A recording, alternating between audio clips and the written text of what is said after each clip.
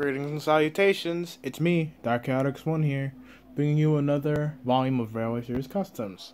Today we're going to be looking at another double review. But this time, however, it's going to be something old and something technically new. Now I'm sure you guys already remember Hank, a USATC S160 from a while back. But in the background will be the main subject of discussion.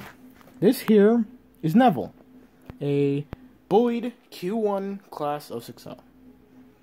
Now, in terms of what makes him special is that his class were built during the Second World War, and he is technically the most powerful 060, or at least the most powerful variation of one in the UK. So as you can imagine, it makes a bit of sense as to why he'd end up, in total, or in my model collection, that is. And why is he being sat up next to Hank? Well, that's because they're both heavy freight. Yeah, Neville's in the heavy freight pool, so is Hank. Basically, I think a Q1 would likely end up in a heavy freight pool alongside an S160 had they both, stayed in BR service long enough.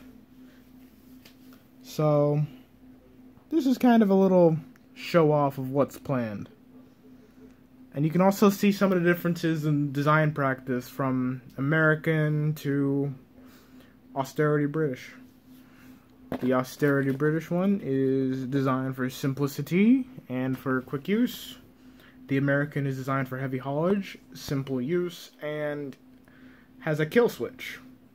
That's a joyful thing, isn't it? That's a joyful thing to think about, actually.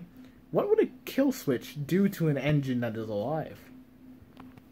That's something we will find out in due time someday. I don't know. But yeah, not much has been done to Hank, aside from new frames up top. Felt like I needed to replace them, so I did. And it paid off. However, Neville, on the other hand, didn't always look like this. I had already made a Neville, but it looked like an actual Class 08 ripoff with the tender engine. So, I decided to take that one apart, take the face, slap it on the new body, which I built over the course of 3 days, and here it is.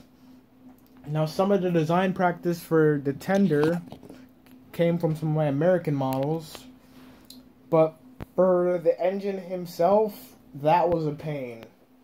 Because the thing about the Bullieds is that while they're technically boxy, they also have curved ends, which is painful when you're working with cardboard because only certain types can bend, and I was lucky that I recently got some more of that type of cardboard. But it paid off in the end. I slapped the old face back up here, and here he is. I've modeled safety valves, domes, and funnels as best as I could. The cab also follows that. Basically, I tried to capture as much essence as I could, but the only thing missing would be that little extension on the valve gear that would connect from here up to the frame. I don't quite remember what that's for. I'll probably have to research that.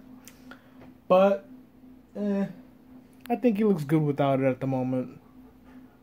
So, yeah, that's him out the way, and then we've got Hank out the way. So, I say, probably wrap this up. Make this a short one. Ain't much to talk about, really. I guess apart from the compressor face, I don't think I really went in depth on that. But the reason why Hank has that there is because A, S160s had the compressor right there on the smoke box. B, I had accidentally messed up his face in the past, and it was better to keep the face and just add the compressor over it. And C, I had always kind of wanted to do that, just because if you're going to give a character a class that has a compressor face, you might as well go the full mile, right? So, yeah, he's missing an eye. Well, technically he isn't, but from the outside look, he doesn't have an eye. But he's no different. But that should wrap everything up. So I guess this has been RWS, and I'll catch you guys in the next review. So, bye.